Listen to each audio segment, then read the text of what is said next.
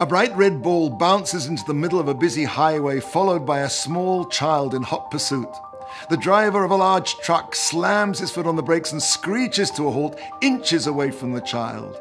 The child doesn't even seem to notice. The driver holds down his hand on the horn for several long seconds. He rolls down his window. At the top of his voice he screams, and then he rewinds his window and drives on. 5 minutes later, exactly the same thing happens, but with a different driver. And again, the driver screeches to a halt, rolls down the window, screams at the child, and drives on.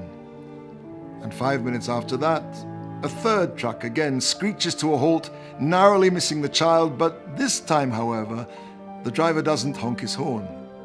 He opens the door of his cab, he jumps down from the cab, and he starts to run toward the child. The child looks up and sees the driver's face red with anger, and he starts to run for his life. They scramble over trash cans and fences until finally the driver catches the child, and then he proceeds to beat the living daylights out of him. What was the difference between this driver and the other two? The third driver was the child's father. The son of the Mittler Rebbe once found himself in a small town for Shabbat B'chukotai. Naturally, the Hasidim were delighted to host such a distinguished guest, and they followed his every movement in great detail. In the middle of the Torah reading, when the Baal Koira, the person reading the Torah, reached the Tochacha, the section that details the dire consequences that the Jewish people will receive if they fail to keep the Torah, right in the middle, the Rebbe fainted and fell to the floor. A gasp went up from the crowd. Everybody rushed over to see what had happened, and a few seconds later, the Rebbe regained his consciousness. The Hasidim asked him if they should call a doctor. "No," said the Mittler Rebbe, "I'm not sick.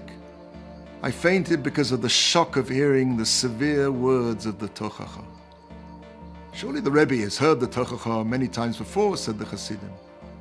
The Mittler Rebbe said, "Today it was as though I'd never heard those words before. Until this Shabbos, I always heard the Tochacha read by my father.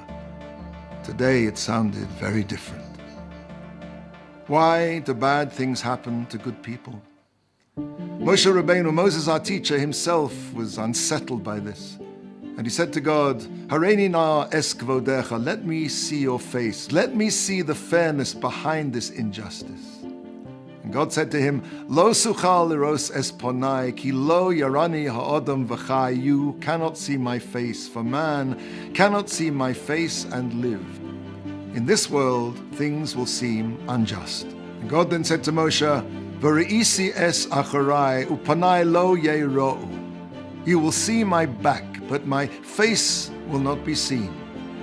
Now, es acharai is usually translated into English as my back, but literally it means my after. Only in the existence after this world will everything be clear. We will understand why this good person suffered and this evil one prospered. The challenge in this world is to remember and to internalize that everything that happens to us, however terrible it may seem, is coming from our Father in heaven.